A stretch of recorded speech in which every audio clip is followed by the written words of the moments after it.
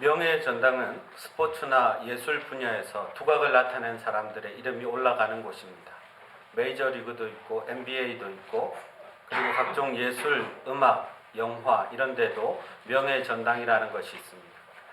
그런데 성경에도 명예의 전당이 있습니다. 믿음의 사람들의 이름만을 적어 놓은 곳이죠. 그게 바로 히브리서 11장입니다. 히브리서 11장을 보면 믿음의 조상 아브라함부터 시작해서 많은 믿음의 선진들의 이름이 있는데 거기에 놀랍게도 오늘 본문에서 우리가 본 주인공 야곱의 이름이 거기 있습니다. 그런데 여러분 성경을 잘 살펴보면 야곱에게서는 그렇게 믿음의 조상다운 모습이 많이 보이지 않습니다. 어쩌면 우리하고 가장 닮은 사람의 모습입니다. 때로는 비겁하고 때로는 누구를 속이고 그리고 때로는 너무너무 연약한 모습의 야곱인 것을 우리가 보게 됩니다. 오늘 본문을 보면 야곱이 외삼촌 라반의 집에 머물다가 때가 되어서 하나님이 고향으로 돌아가라 하니까 돌아오는 장면입니다. 그런데 이 야곱에게는 큰 두려움이 임했습니다. 야곱이 두려워하는 이유는 첫째는 과거 때문입니다. 과거에 그가 잘못을 했거든요. 과거에 불법이나 편법을 했거나 어떤 안 좋은 일이 있었는데 그 과거와 관련된 사람이나 그 장소로 다시 돌아가게 되면 긴장할 수밖에 없습니다. 그리고 두려움이 몰려오는 것이죠. 과거에 그가 어떻게 했습니까? 아버지를 속이고 형의 축복을 빼앗았습니다. 성대모사를 열심히 연습했습니다. 아버지 저 애써입니다. 아닌 것 같은데 맞습니다. 한번 만져보십시오. 그러면서 털로 분장을 해서 아버지를 깜짝같이 속였습니다. 형에게 내려가야 할 축복이 자기에게 오게 된 것이죠. 형이 가만히 있었겠습니까? 그때부터 형 에서가 이를 갈고 야곱을 잡으려고 한 것을 알고 있습니다. 그래서 야곱이 지금 두려워하는 가장 큰 이유는 그 형 에서가 지금 자기를 잡으러 온다는 것입니다. 400명의 군사를 데리고 자기를 향해 달려오고 있습니다. 누가 봐도 이것은 야곱을 죽이려는 시도일 것입니다. 야곱이 너무 두려웠습니다. 그래서 오늘 읽지 않은 11절을 보면 하나님께 간구합니다. 하나님 내 형 에서의 손에서 나를 건져내 주십시오. 과거와 대적 앞에서 야곱은 지금 두려워하고 있습니다. 어떻게 이 두려움을 극복할 수 있을까요? 많은 사람들이 이때 야곱이 엄청난 끈질긴 기도로 하나님을 이겼고 이것이 믿음의 조상이 된 그런 자격일 것이라고 그렇게 이야기합니다. 그러나 사실은 그렇지 않습니다. 먼저 야곱은 이 두려운 상황을 벗어나기 위해서 자기의 계책, 자기의 잔머리를 다 동원해서 작전을 짭니다. 자기가 가지고 있는 소유들을 엄청나게 많은 소유들을 줄을 쫙 세웁니다. 그리고 각기 때를 나누어서 한 때, 두 때, 세 때, 네 때가 되게 하고 그 때마다 자기의 짐승들과 자기의 하인들과 자기의 자녀들을 줄을 세우는데 제일 먼저 가는 것은 없어져도 그렇게 안 섭섭한 사람들, 그런 사람들을 세우는 거예요. 짐승들과 첩의 자식과 이런 아이들을 세우고요. 뒤로 가면 갈수록 귀한 것들이 있습니다. 이 작전은 뭐냐면 에서 일행을 만나면 이것은 다 에서에게 주는 선물이라는 것입니다. 그런데 이게 잘못돼 가지고 에서가 공격하기라도 하면 뒤에 사람들은 빨리 도망가라는 것입니다. 그러니까 자기가 나름대로 머리를 써서 이렇게 줄을 세우고 자기는 어디 섭니까? 제일 뒤에 남습니다. 아예 안 가고 하룻밤을 기다립니다. 그 정도로 야곱은 비겁하고 또 약삭 빠르고 잔머리를 많이 굴리는 사람입니다. 근데 이 사람이 혼자 남아서 기도를 열심히 했다고요? 하나님께 간절히 기도했기 때문에 믿음의 조상의 반열에 올려줄 수가 있습니까? 그게 아닙니다. 그리고 남아서 야곱이 한 행동을 보면 이건 기도라고 보기에도 좀 애매한 면이 있는 것입니다. 아마도 그는 두려움이 극에 달해서 패닉 상황이었던 것 같습니다. 아무것도 하지 못하고 혼자서 그러고 있는데 난데없이 누군가가 나타나서 갑자기 씨름을 하기 시작합니다. 사실 씨름보다는 레슬링에 가까웠던 것 같습니다. 영어 성경은 레슬링이라고 그렇게 하죠. 갑자기 야곱이 지금 한 사람과 씨름하고 있습니다. 나중에 이 사람이 하나님이라고 밝혀졌는데요. 하나님은 절대로 이전까지 이런 모습으로 나타나신 적이 없었습니다. 아주 경이롭고 신비로운 불꽃으로 나타나시거나 향기나 또는 연기나 구름으로 또는 음성으로 나타나셨고 혹 사람으로 나타나셔도 이런 모습으로 나타나신 적은 없다는 것입니다. 난데없이 허리춤을 잡고 막 싸우자고 흔들어대고 있는 것입니다. 안다리 밭다리 걸고 눕히고 뒤집고 이렇게 하고 있다는 것입니다. 그렇다면 이 씨름이 과연 무엇인가? 그것이 참 중요한 사실입니다. 그리고 또 풀어야 할 몇 가지 질문이 더 있습니다. 하나님이 지금 야곱과 싸운 것은 이해가 되는데 왜 하나님이 지죠? 전지전능하신 하나님이 어떻게 야곱 같은 한 사람에게 졌다고 하는 것입니까? 그것도 그냥 진 게 아닙니다. 해 뜰 때까지, 자정 무렵부터 해 뜰 때까지 무려 한 6시간 정도를 겨루었는데 그래 놓고도 하나님이 졌다는 것입니다. 여러분, 이게 무슨 일일까요? 야곱은 처음에 이분이 누구인지도 몰랐습니다. 아마 혹시 에서의 400명의 군사 가운데 선발대로 온 군사거나 나를 기습 공격하려는 사람으로 생각했을 수도 있습니다. 그냥 본능적으로 싸운 것입니다. 그런데 이분이 하나님이라고 하니까 이 씨름은 과연 무엇이냐는 말입니다. 이 씨름은 싸움을 통해서 하나님이 야곱의 속사람을 만지시는 장면입니다.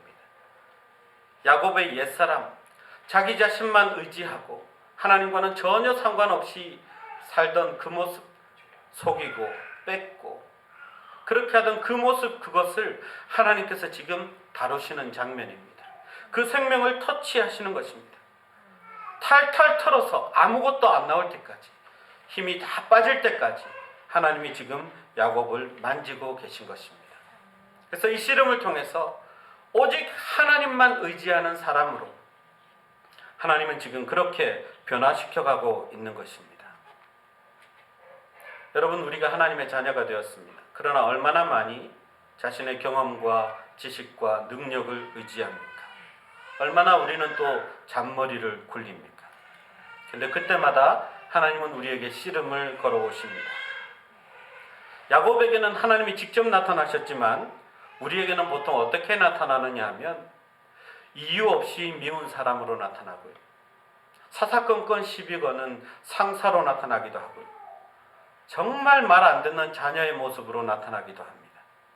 쉽게 나아지지 않은 어려운 환경으로도 나타납니다. 하나님은 이런 것들을 통해서 우리에게 씨름을 걸어오십니다. 우리를 다루십니다. 우리를 만지십니다. 그런데 누구도 하나님이 자기를 만지고 있다는 것을 잘 알지 못합니다. 오늘 본문을 보면 야곱에게 자신의 이름을 숨기신 것처럼 비밀리에 하나님이 그런 사람들을 통해서 역사하시기 때문에 지금 내가 하나님의 다루심을 받고 있다고 잘 깨닫지 못한다는 말입니다. 믿음으로 살려고 하는데도 감당하기 힘든 사람들이 계속 내 앞에 나타납니다. 감당하기 어려운 일들이 내게 계속 생깁니다. 여기서 야곱은 6시간 정도 싸웠지만 우리의 씨름은 6주, 아니 6개월, 어쩌면 6년이 될 수도 있습니다. 만약 야곱을 하나님이 한 번에 쓰러뜨려서 주저앉히려는 목적이었다면 6시간이 필요 없습니다. 하나님의 필살기가 있잖아요. 한 번에 허벅지 관절을 부러뜨릴 수도 있습니다. 그런데 왜 6시간을 끌었을까요? 그 야곱 안에 있는 놓지 못하는 옛사람의 모습, 속사람, 그 경험, 그 고집, 그 기질, 그 성격을 다 드러내기 위해서 하나님이 6시간 동안 그를 흔든 것입니다. 하나님의 백성으로 변화시키는 시간입니다. 야곱이라는 사기꾼이 하나님의 백성의 조상으로 거듭나는 시간입니다. 하나님이 그를 만집니다. 그를 다루십니다. 근데 그 사람이 강하면 강할수록, 그 속사람이 강하면 강할수록 이것은 시간이 오래 걸리는 것입니다.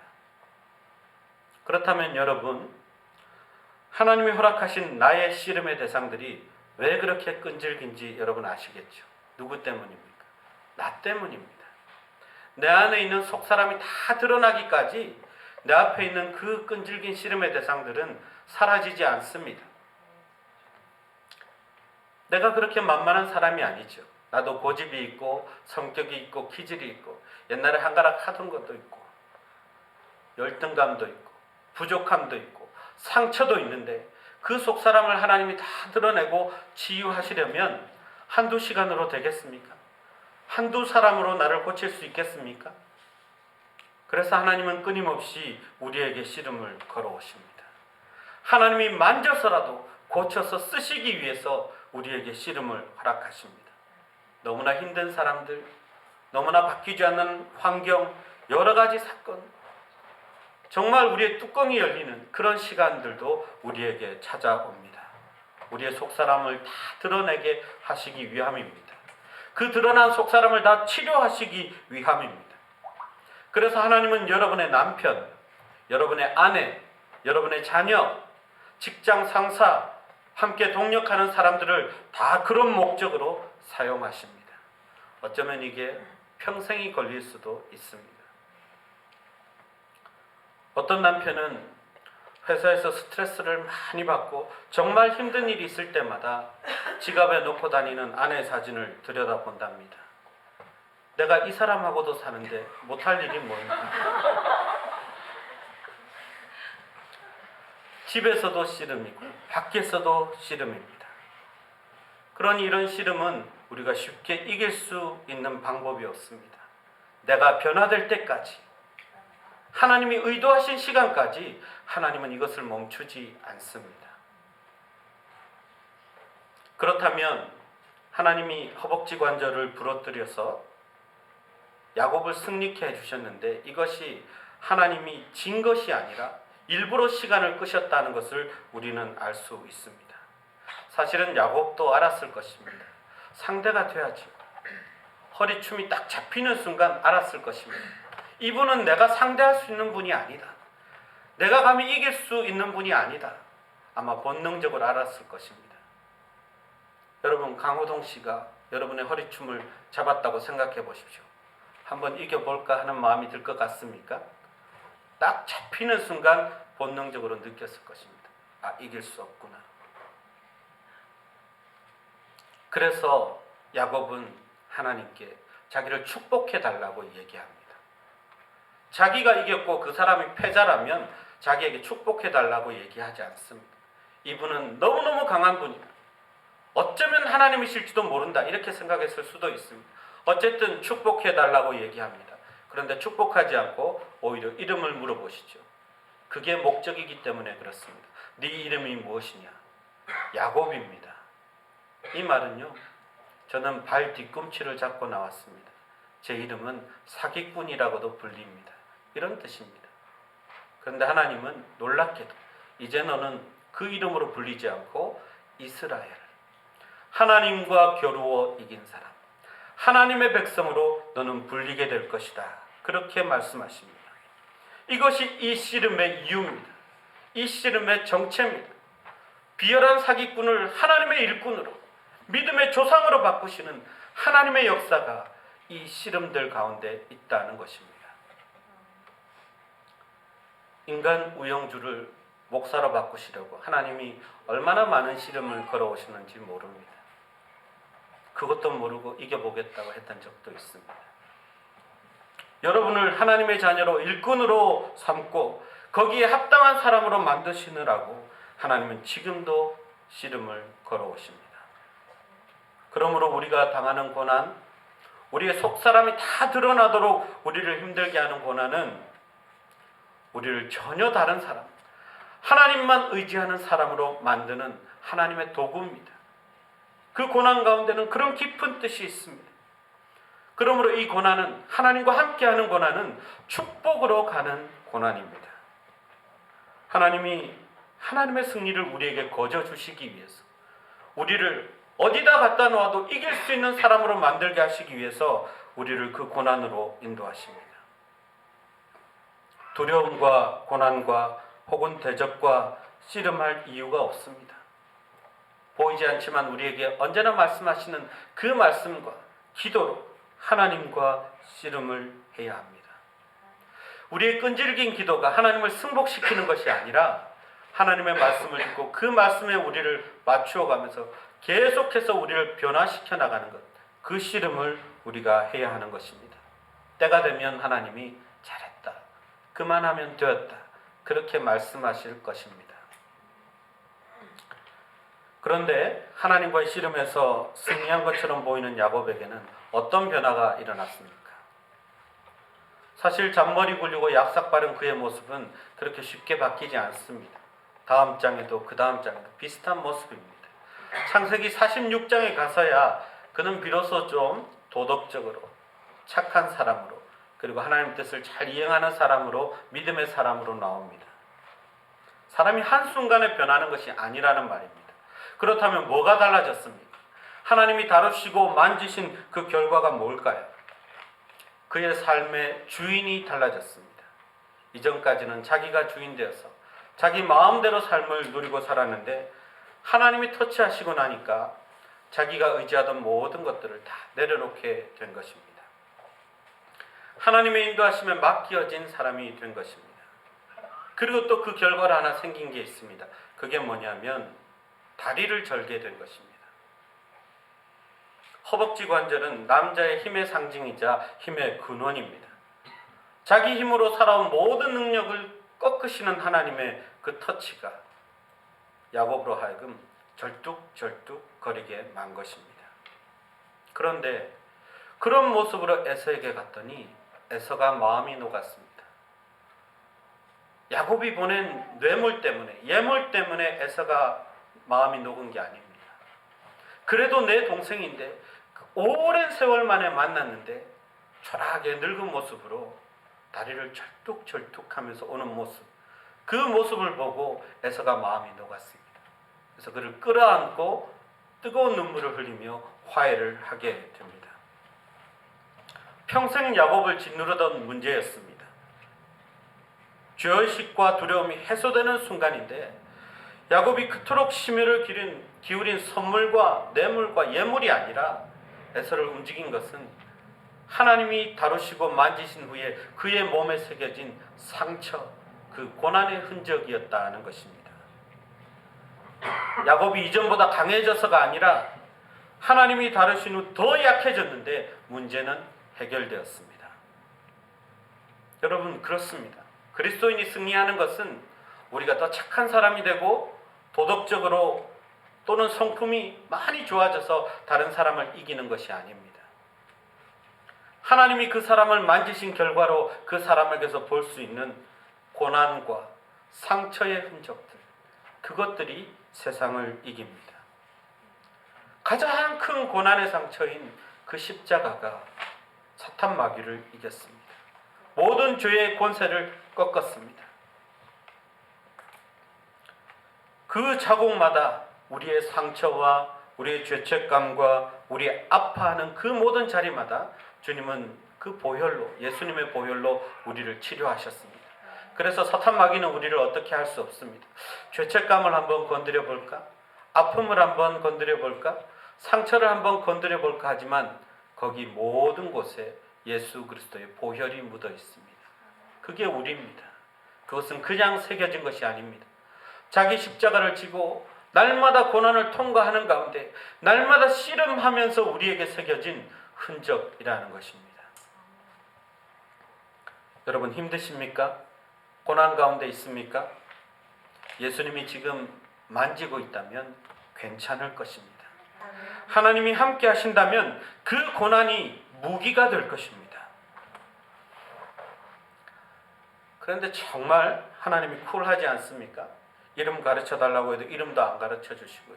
밀당하듯이 튕기시듯 하면서 축복은 하시고요. 그 모습도 그렇지만 이 상황에서 하나님은 잔소리를 하지 않으십니다. 이제는 내 힘과 머리 의지하지 말고 나만 믿고 살아라, 나만 의지해라, 뭐 이런 말씀 하나도 안 하십니다. 그냥 터치하시고 축복하시고 끝이에요. 여러분, 대부분의 상담자들은 뭐라고 말합니까? 그리고 목사님들 뭐라고 하시죠? 하나님께서 고난을 통해서 만나 주셨으니까 이제 당신은 달라져야 합니다.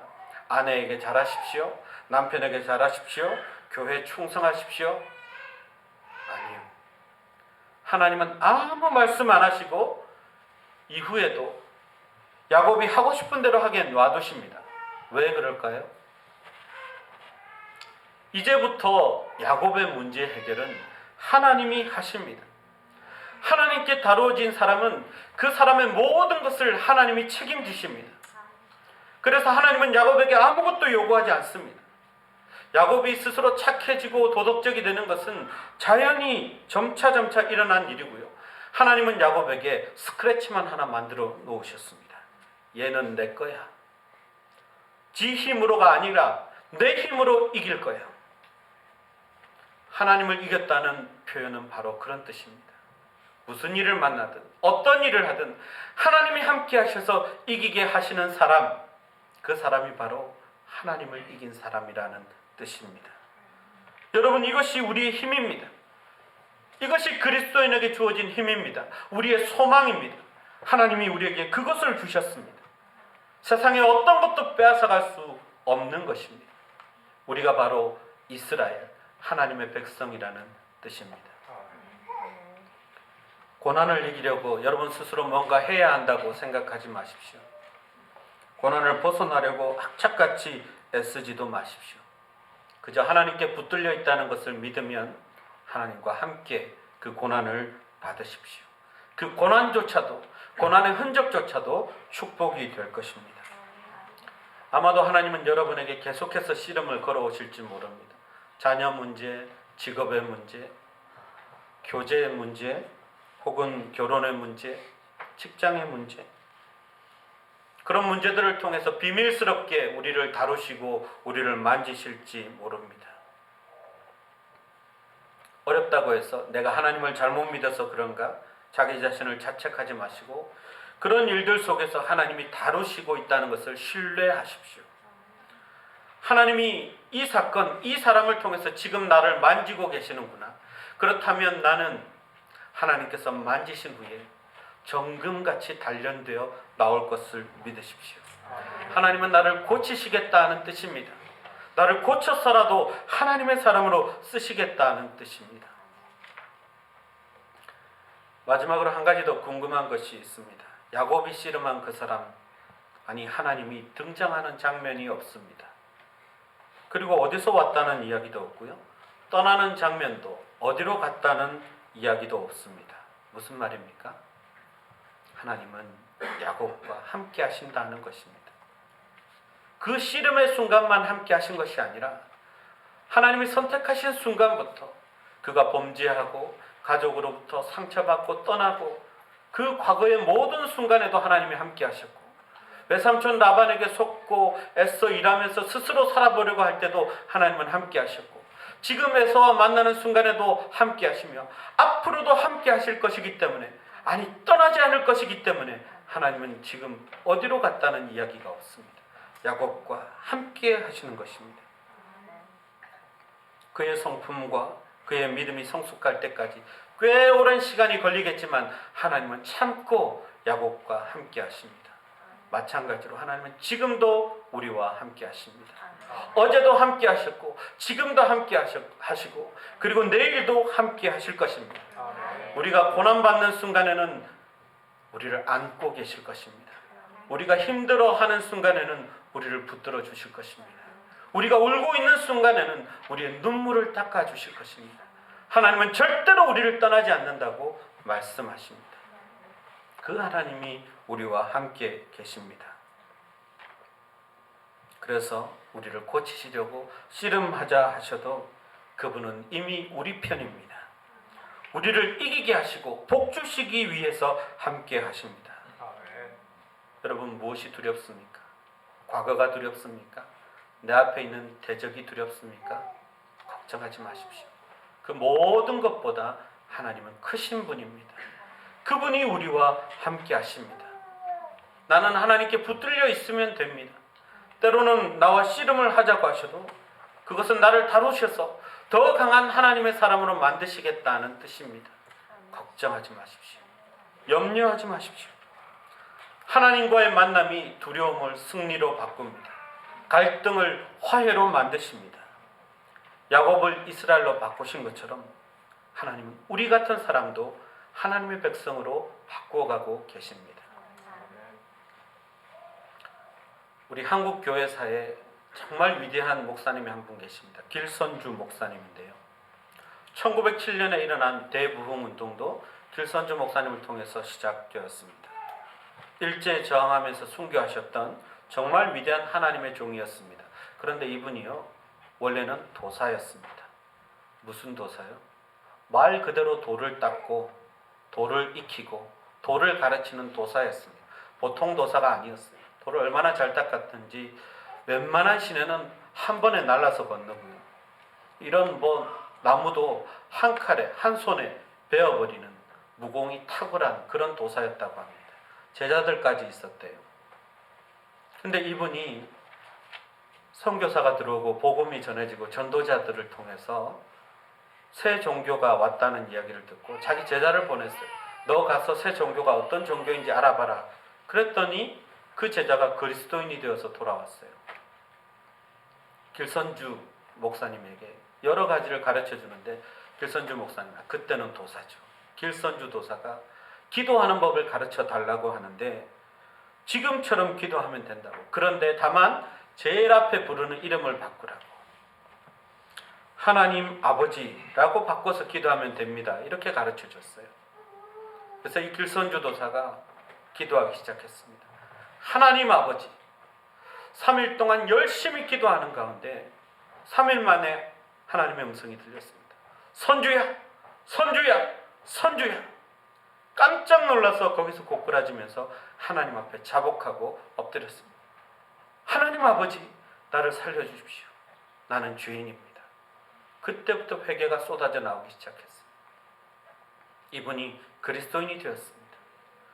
야곱이 이스라엘로 바뀌고 하나님의 백성이 된 것처럼 도사가 그리스도인으로 그리고 나중에는 목사로 변화되는 역사가 일어난 것입니다. 여러분, 우리 모두는 시와 때는 다르고 방법은 다 다르지만 하나님께서 씨름을 걸어오실 때가 있습니다.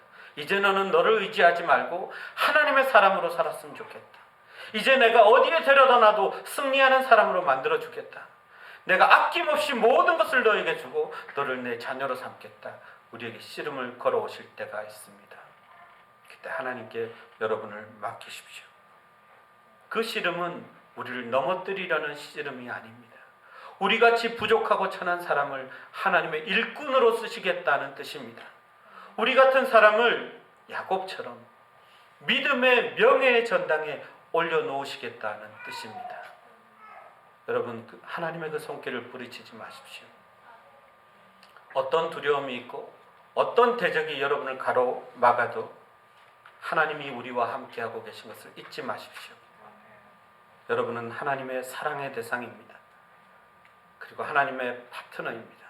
때로는 허리춤을 붙잡으셔도 그것은 우리를 하나님의 은혜로 인도하시겠다는 하나님의 뜻입니다. 하나님께서 한판 하자고 하시면 과감하게 여러분을 내어주십시오. 그 씨름을 통해서 우리를 믿음의 사람으로 바꾸시는 씨름입니다. 그 정도면 할만하지 않겠습니까? 기도하겠습니다.